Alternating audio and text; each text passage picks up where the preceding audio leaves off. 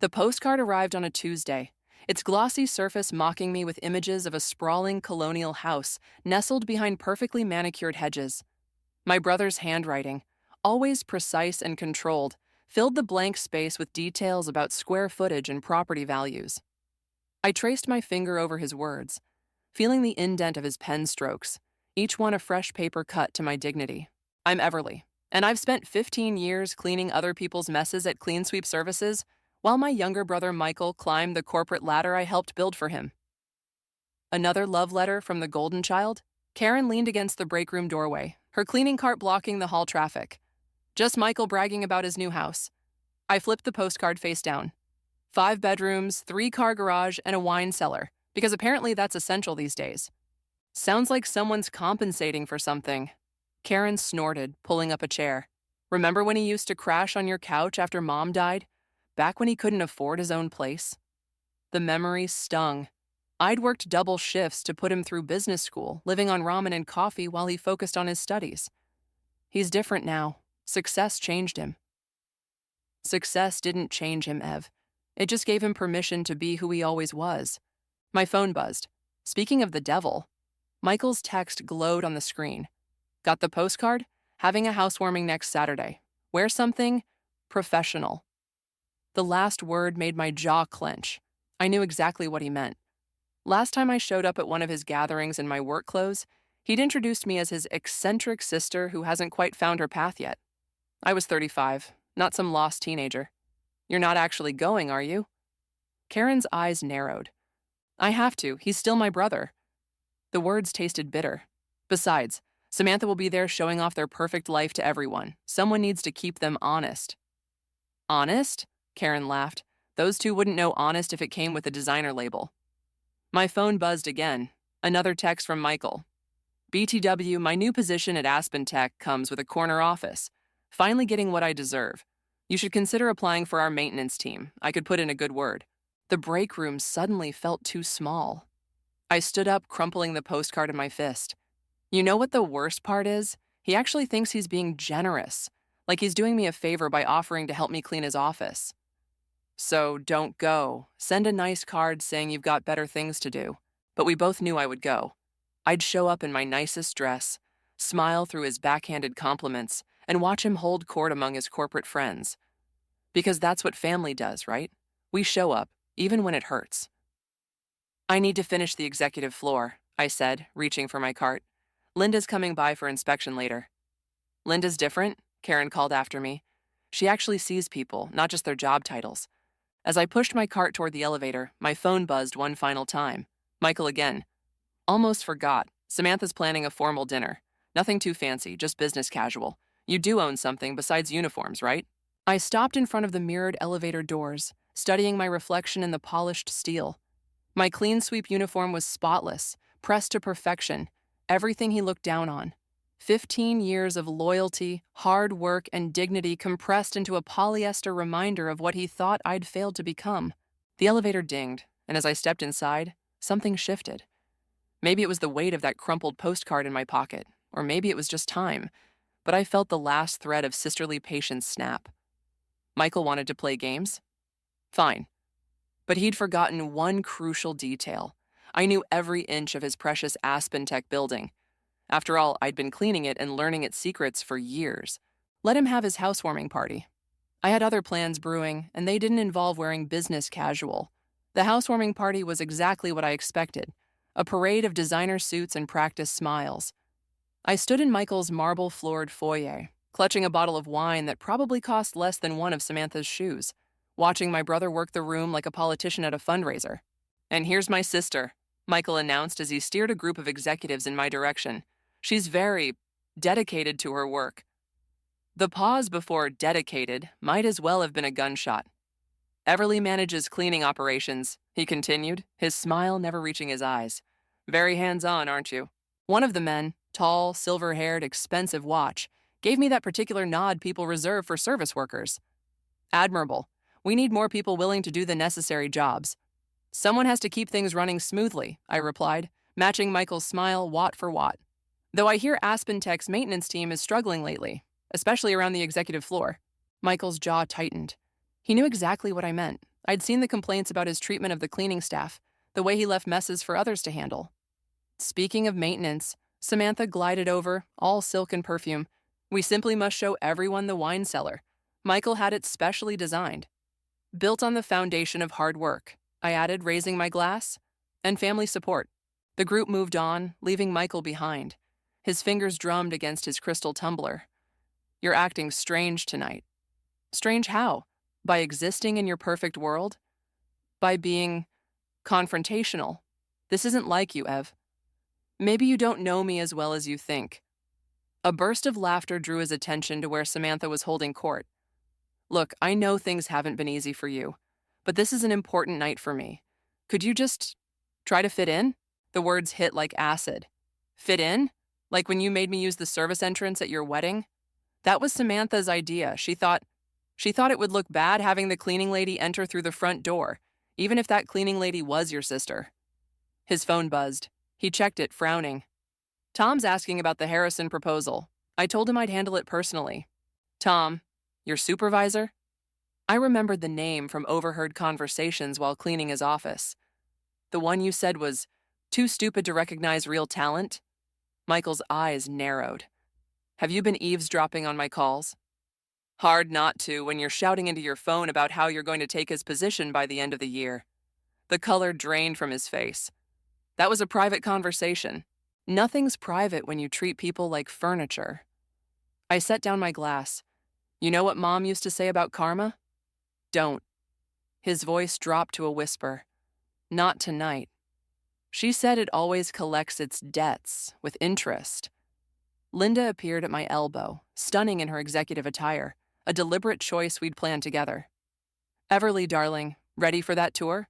Michael blinked, clearly thrown by her presence. You two know each other? Oh, didn't Everly mention? Linda's smile was razor sharp. I'm the executive vice president of Clean Sweep Services. Your sister and I work quite closely together. I watched the implications click behind Michael's eyes. All those private conversations in his office. All those documents left carelessly on his desk. All those meetings I'd cleaned around. Excuse us, Linda said, leading me away. We have some business to discuss. As we walked, I caught sight of our reflection in the window. Linda in her power suit, me in my carefully chosen dress. No longer the invisible cleaner, but something else entirely. Tom's email about the Harrison proposal just went out, Linda murmured. Apparently, someone accessed Michael's computer and sent some very interesting screenshots to the board. Really? I watched Michael across the room, already on his phone, panic creeping into his posture. How unfortunate. Karma, Linda said, clinking her glass against mine, does have a way of coming full circle. Through the window, I could see storm clouds gathering. The perfect weather for Michael's perfect party was about to take a very dark turn. And I was just getting started. 3 days after the housewarming party, I found Michael waiting by my cleaning cart on the executive floor. His tie was loose, his normally perfect hair disheveled. The Harrison proposal fallout had hit harder than expected. We need to talk about what you're doing, he said, voice low enough that passing employees wouldn't hear. I continued restocking my supplies. I'm working. Some of us still have to do that. Cut the act. I know you've been going through my files. Going through them? I snapped on fresh gloves. No, I've been cleaning around them, like I'm paid to do. Though you do leave interesting things in plain sight. His hand shot out, gripping my arm. This isn't a game, Everly. Tom's investigating discrepancies in my reports. Someone's been feeding him information. Maybe you should have been more careful with your creative accounting. You don't understand what's at stake here. His grip tightened. I worked too hard to let you work too hard? The words escaped like steam from a pressure cooker. I cleaned offices at night while putting you through business school. I skipped meals to pay your rent. Where was all this concern about stakes when you were climbing over people to get to the top? A door opened down the hall. Michael released my arm, straightening his tie. Tom emerged from his office, frowning at the sight of us. Everything all right here? Tom asked. Just catching up with my sister, Michael said, his professional mask sliding back into place. Family matters. Tom's eyebrows rose. Sister? I wasn't aware. Yes, well, we all have our humble beginnings. Michael's laugh was practiced, hollow. Speaking of the Harrison proposal, We'll discuss that at the board meeting. Tom's tone left no room for argument. And Michael, maybe spend less time networking and more time double-checking your numbers. After Tom left, Michael's facade cracked. This is your fault. You're trying to ruin me. No, I said, pushing my cart forward. I'm just cleaning up your messes, like always. Later that afternoon, I was emptying trash bins when Samantha clicked into view on her designer heels. We need to talk about Michael. I'm busy. He's drinking again. She glanced around the empty office. He thinks you're out to get him. It's affecting his work, his health, and your lifestyle. Her perfectly lined lips tightened. You know, he defended you for years. When people asked why his sister was just a janitor, he'd say you were finding your way. How generous of him. But lately, he's different. Paranoid, checking his computer constantly, worried about his files. She stepped closer. Whatever you're doing, please stop. For his sake. I thought about the flash drive in my pocket, heavy with evidence of Michael's creative accounting and office politics, about Linda's plans to use it, about karma and consequences. You know what he said at your wedding? I met her gaze. When I asked to use the main entrance, he said I should know my place. That was years ago. No, that was who he really is, who you both are. I grabbed my cart. Now, if you'll excuse me, I have work to do. As I turned the corner, I heard Samantha's phone ring. Her voice shifted from pleading to sharp concern. What do you mean the board wants an emergency meeting? That evening, Linda poured us both a glass of wine in her office. The board received an anonymous tip about systematic fraud in the Harrison numbers. They're launching a full audit. Michael won't survive that. No, Linda agreed, he won't. I stared at my wine, remembering Michael's grip on my arm, his desperation. He's drinking again. Having second thoughts? No. I touched the bruise forming under my sleeve. Just thinking about Mom. She always said karma comes for everyone eventually. Karma needs a helping hand sometimes. Linda's smile was sharp in the fading light. The board meeting's tomorrow. Are you ready? I thought about Michael's perfect house, his designer-wearing wife, his carefully constructed world built on other people's broken dreams, about all the nights I'd cleaned around evidence of his schemes, watching him step on anyone in his way. Yes, I said, raising my glass. I'm ready. Tomorrow, Michael would learn what it felt like to lose everything. And I'd be there, watching from the shadows he'd tried so hard to keep me in, as karma finally collected its debt. The board meeting lasted exactly 27 minutes. I watched through the glass walls as Michael's world imploded, timing each phase of his destruction while I dusted the conference room next door. First came the defensive posture, then the desperate explanations, and finally the slumped shoulders of defeat. When security arrived to escort him out, I made sure to be cleaning the lobby. You did this. His voice cracked as they waited for the elevator. Somehow you did this. I kept wiping the same spot on the reception desk, my reflection fractured in its polished surface. The board found irregularities in your reports, Michael. That's all. Irregularities? He laughed, a harsh sound that made the security guards tense. They had copies of private emails, financial records from my personal computer, things nobody could have accessed unless they were invisible. I finally looked up. Like the cleaning staff you never noticed? The elevator dinged. Michael resisted as the guards moved to guide him in. Mom would be ashamed of you. No. My voice stayed steady, though my hands shook. Mom taught us about consequences. As the doors closed on Michael's face, Linda appeared beside me. Well done, though perhaps a bit theatrical at the end. He needed to know it was me. And now he does, along with having proof of your involvement. She touched my arm, which makes the next phase more complicated. I turned. What next phase? The board's expanding their investigation. They're looking into everyone Michael worked closely with. Her smile didn't reach her eyes, including his family members who might have had access to sensitive information. The cleaning cloth slipped from my fingers. You knew this would happen. Of course. Why do you think I encouraged you to keep evidence of your activities? She produced a folder. Everything you did, the late-night access to his office, the copied files, the anonymous tips, it's all documented here. You're blackmailing me. I'm protecting our interests. CleanSweep is bidding for Aspen Tech's maintenance contract. Having leverage over their internal investigation could be valuable. The lobby suddenly felt too small, too exposed. I trusted you, and I helped you get revenge. Now I'm offering you a choice. She held out the folder. Join me at the executive level, help secure the contract, and this evidence disappears. Or, or I go down with Michael. We all make choices, Everly. Your brother chose arrogance. You chose revenge. Her heels clicked against the marble as she walked away. You have until tomorrow to choose your next move. I stood there, staring at my distorted reflection, remembering all the nights I'd spent cleaning these floors while dreaming of justice. But this wasn't justice. This was becoming everything I hated about Michael. Karen found me in the supply closet an hour later, methodically organizing cleaning supplies I'd already arranged twice.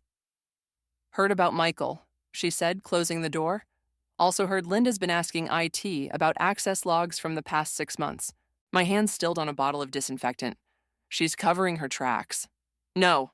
Karen leaned against the shelves. She's creating a paper trail, one that leads to you, not her. I should have seen it coming. The bottle cracked in my grip. I was so focused on Michael, I didn't notice I was becoming just like him, stepping on people, using them for my own agenda. So, what are you going to do? I thought about Mom, about her lessons on karma and consequences, about Michael's face as the elevator closed, about Linda's perfectly orchestrated trap. Something stupid, I said, reaching for my phone. I'm going to call Tom. Michael's supervisor? Why? Because. I pulled up his contact information, carefully collected during my late-night cleaning sessions. Before I started this, I was just the invisible cleaning lady. Now I'm the invisible cleaning lady with copies of everything Linda's been doing with company contracts for the past year. You kept evidence against her, too? Mom also taught us about insurance policies. I pressed dial. Time to see how karma feels about double crosses. The phone rang once, twice. As Tom answered, I caught my reflection in the supply closet's small mirror. For the first time in months, I recognized the person staring back. Tom's office felt smaller at night, the city lights casting strange shadows across his desk. He studied the files I'd brought, Linda's secret dealings, manipulated contracts, years of corporate manipulation laid bare in manila folders. This goes deeper than your brother's case, he said, spreading out documents. These bid manipulations, the kickbacks. Linda's been playing both companies for years. She taught Michael everything he knows. I touched the bruise on my arm, still tender. Or maybe it was the other way around. Why bring this to me now? The question hung in the air like smoke. Through the window, I could see the cleaning crew working in the building across the street, invisible people keeping the corporate world turning. Because I forgot who I was, I said. I wanted revenge so badly I became what I hated. My phone buzzed. Linda. Third call in an hour. Tom noticed. She suspects? She knows. I showed him the text. Meeting in my office. Now, don't make me come find you. We need time to verify these documents, build a case. He gathered the files. If she realizes you've turned evidence, she already does. I stood, straightening my uniform. That's why I'm going to her office. That's not wise. Neither was teaching me how to manipulate people. I headed for the door. But she did it anyway. The walk to Linda's office felt like crossing a minefield. Every security camera, every late-working employee could be reporting my movements. When I arrived, she was waiting with 2 security guards. Close the door, she said, voice honey-sweet. We need to discuss your future with the company. I remained standing. Like you discussed Michael's future? Michael was a means to an end, just like you. She gestured to a contract on her desk. Sign it. Full confession to corporate espionage, dated before you accessed any files. You'll be dismissed, but avoid prosecution. And if I don't, then tomorrow, evidence surfaces showing you manipulated your brother's files, planted false evidence, all to advance your position. Her smile tightened. Who would believe the cleaning lady over an executive vice president? You taught me too well, Linda. I pulled out my phone, showing her the recording app. About keeping evidence. The honey vanished from her voice. Security, please escort. I wouldn't. I held up my hand. Karen's live streaming this conversation to Tom. One wrong move and everything goes public. Linda's mask cracked. For a moment, I saw what Michael must have seen in me. The satisfaction of watching someone's carefully constructed world crumble. You really think you can win? She asked. Against me? I own this building, these people. No. I moved closer, voice low. You just taught them to fear you, like Michael did, like I almost did. Her hand slammed the desk. Security, remove her. Ma'am. One guard interrupted, touching his earpiece. We have federal agents in the lobby. The color drained from Linda's face. What did you do? I learned from the best. I headed for the door. About keeping insurance policies. In the elevator down, my hands wouldn't stop shaking. Karen was waiting in the lobby, surrounded by FBI agents. Tom's showing them everything, she said. You okay? I watched the agents head upstairs, thinking about Michael, about Linda, about how easy it was to become the thing you're fighting against. I need to make a call, I said, pulling out my phone. To who? Michael. I found his number. He needs to know it's over. Really over. You sure? After everything he did? I thought about Mom, about karma, about choices. He needs to know I'm choosing to stop, before I become just another Linda. The phone rang as the first agents led Linda out in handcuffs. She caught my eye as they passed, and I saw something familiar in her expression. The same look Michael had when his world collapsed. But this time I felt no satisfaction, just a quiet certainty that some cycles needed to end. I pressed the call button, watching Linda disappear into the night. It was time to clean up one last mess, not for revenge, but for peace. Michael was waiting at Mom's grave when I arrived, his designer suit replaced by worn jeans and an old sweater. 3 days of stubble darkened his jaw. The federal investigation had aged him a decade. Samantha left, he said without turning, took everything that wasn't frozen by the investigators. I kept my distance, the fresh flowers heavy in my hands. I heard. Did you plan that too? Turn my wife against me while you were destroying everything else? She made her own choices, like you did. He laughed, hollow and sharp. Like you did, you mean? Teaming up with Linda, playing corporate spy? Finally, he turned. Was it worth it, becoming exactly what you hated about me? The accusation hit harder than expected. I placed the flowers against Mom's headstone, trying to steady my hands. Linda's been arrested. I know. It's all over the news. Executive Vice President's corruption scandal, cleaning staff whistleblower. His voice cracked. But they're looking at me too. Every deal I ever made, every contact, every decision. They think I was part of her network. Weren't you? Not knowingly. He ran a hand through unkempt hair. I was just ambitious, stupid. I wanted to prove I deserved everything you sacrificed for me. A text buzzed on my phone, Karen warning me about reporters gathering at my apartment. The story was spreading faster than expected. They're calling you a hero, Michael continued. The invisible janitor who exposed corporate corruption. Meanwhile, I can't even access my bank accounts. That's not my fault. No? He pulled out his phone, showing me news headlines. Anonymous sources say Linda's corruption started around the same time I joined Aspen Tech. They're connecting dots, Everly. And guess who they think introduced us? My stomach dropped. The investigation was supposed to stop at Linda, not spiral backward through years of connections. I kept records, too, he said quietly. Of everything. Including your late-night office visits, the files you accessed, the meetings you overheard while cleaning. If I go down for corporate espionage, you're coming with me. You'd destroy us both? You already did that.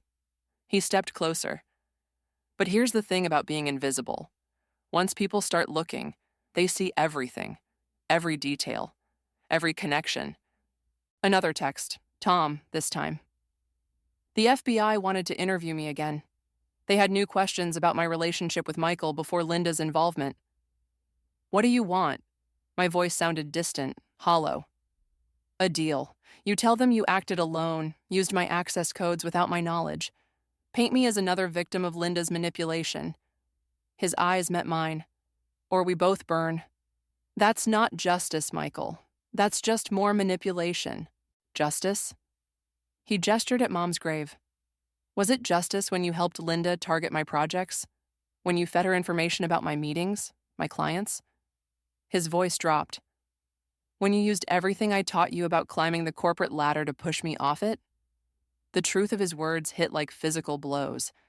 I had become exactly what I despised, someone who used people's trust against them, who justified cruelty as karma. My phone buzzed again. The FBI was at my apartment. Time to choose, Ev. Michael stepped back. Save yourself or save what's left of our family, but you can't do both. I stared at Mom's headstone, remembering her lessons about karma and consequences. But she never taught us what to do when karma turned back on itself, when justice became just another word for revenge. The reporters will be here soon, Michael said, walking away. Better decide quickly who you want to be, the whistleblowing hero or the sister who helped her brother destroy himself. I watched him disappear among the gravestones, my phone vibrating with urgent messages. The choice he offered wasn't really a choice at all. It was a mirror, showing me exactly what I'd become in my quest for revenge. The first camera flashes appeared at the cemetery entrance. Reporters, drawn by some leak about our meeting. Soon they'd want statements, explanations, someone to blame or praise. But standing there, between Mom's grave and the approaching storm, I realized there was a third option Michael hadn't considered. One that would cost everything, but might finally break the cycle we'd trapped ourselves in. I pulled out my phone, dialed Tom's number, and prepared to tell the whole truth about both of us. The Federal Investigations press conference was scheduled for noon.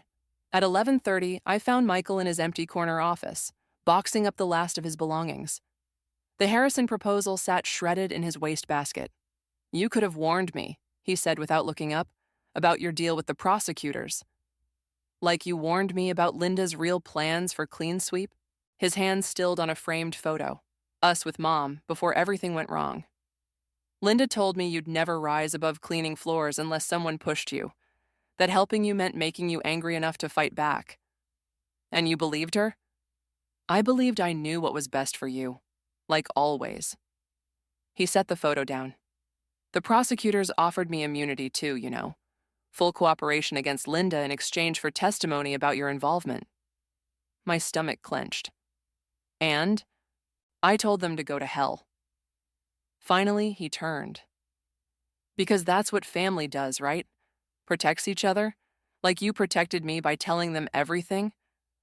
I told them the truth, about both of us. "The truth?" He laughed, bitter and sharp. "The truth is, you became exactly what you hated about me. Manipulative, calculating, using people's weaknesses against them. Maybe I learned from the best. Or maybe we're both just broken pieces of what Mom tried to build." He moved to the window, staring at the gathering media below. "They're calling it the biggest corporate corruption case of the decade. Linda's going to prison, I'm facing charges, and you're the hero whistleblower who exposed it all." "That's not what I wanted." "No." He spun back. "Then what did you want, Everly? Revenge? Justice? Or just to prove you could play the game better than me?" The office felt suddenly airless. Through the glass walls, I could see Karen watching, ready to intervene if needed. "I wanted my brother back," I said quietly. "The one who used to thank me for cleaning his dorm room, who promised Mom he'd always look out for me. That brother died the day he realized being nice meant staying invisible." His voice cracked. "You think I didn't see how hard you worked? How much you sacrificed? It killed me, Ev. So I decided to become someone who could give you everything you deserved." "I never wanted everything. I just wanted you to see me. I saw you. Every day watching from the shadows, learning our weaknesses, planning your revenge." He picked up the photo again. "Mom would be proud. You finally learned to fight back." "Don't." My hands shook. "Don't use her to justify what we did to each other." Sirens wailed outside, federal agents arriving for the press conference. Michael's phone buzzed with messages he ignored. "You know what's funny?" he said, touching Mom's face in the photo. "Linda thought she was using us against each other. But we did this ourselves. Perfect karma, right?" "It's not too late," I whispered. "Tell them everything. About Linda, about the corruption, about how it started. We can face this together." "Together?" He placed the photo in his box. "We stopped being together the day you decided revenge was more important than family. And what about when you decided success was more important than kindness?" The elevator dinged, agents approaching. Michael straightened his tie one last time. "Guess we'll both have to live with our choices," he said, lifting his box. Good luck with your clean conscience, sis. I hope it keeps you warm in that empty apartment you'll go home to tonight. As he reached the door, I called out, I kept the postcard. He paused. The one about your house, I continued. I kept it because it was the last time I felt proud of you, before I learned how you got there. His shoulders tensed, but he didn't turn. Keep it. It'll be worth something when this story hits the papers. The agents rounded the corner as Michael stepped out. I watched through tears as they led him away, thinking about Mom's lessons on karma and consequences, about how revenge doesn't heal wounds. It just creates new ones. Karen appeared at my side. You okay? I touched the window, watching Michael disappear into a federal vehicle below. No, but maybe that's the price of justice. Or maybe it was just the cost of becoming what we feared most in each other. The cleaning cart's wheels squeaked against the polished floor of Aspentech's lobby. One last job, one final space to clean, before walking away from everything I'd built and destroyed. Michael's former office still smelled of his cologne. The empty shelves held dust outlines of his achievements, and the window view he'd been so proud of showed only my reflection now. A woman in a cleaner's uniform, holding vindication in one hand and regret in the other. The postcard sat in my pocket, worn from constant handling. I placed it on his empty desk, next to the resignation letter I'd written to CleanSweep. Karen had called me crazy for quitting just as the board was considering me for management, but she hadn't seen the look in Michael's eyes during his sentencing. The door opened.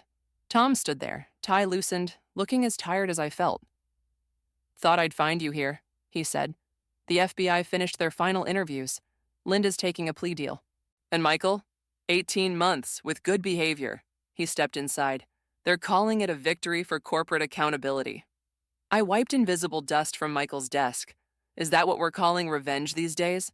You exposed real corruption, Everly. That's not revenge, that's justice. Maybe. I touched the postcard's glossy surface. Or maybe justice was just the excuse we all used to hurt each other. The setting sun painted the office in amber, highlighting the empty spaces where family photos once stood.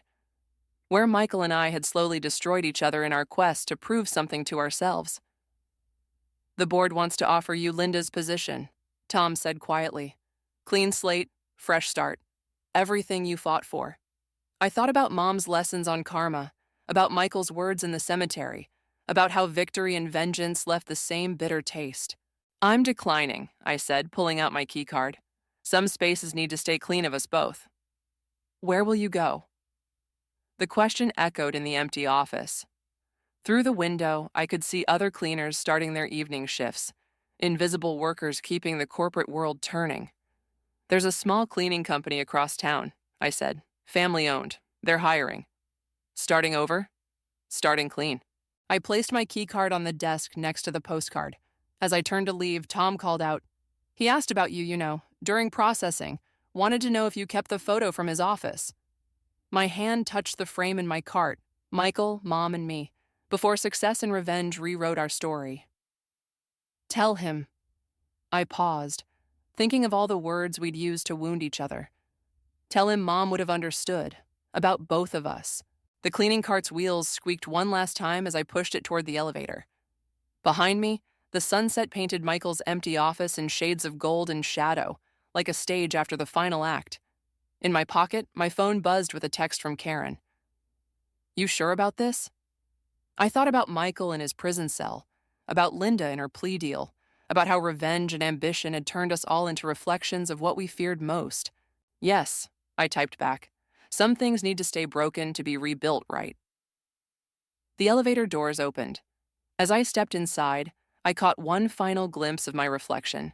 Not a victim, not a victor, just someone who'd finally learned that the hardest spaces to clean were the ones inside ourselves.